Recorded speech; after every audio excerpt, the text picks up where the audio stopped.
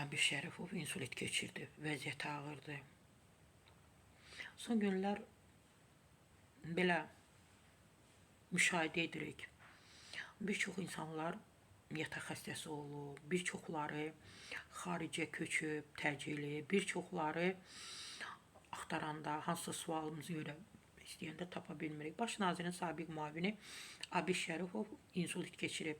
Madelen.az xəbər verir ki, o yerimə və danışma qabiliyyətini itirib.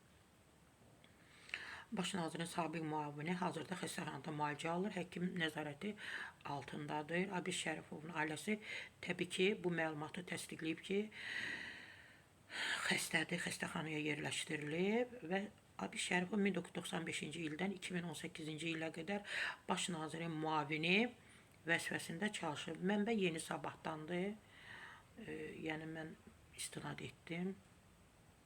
Yenə də deyirəm, bəlli hadisələrdən sonra bir çox insanlar artıq deyərdim ki, xaricə köçüb, yatağa düşüb, tez tələsik onlar sərvətlərini gizlətməyə çalışırlar.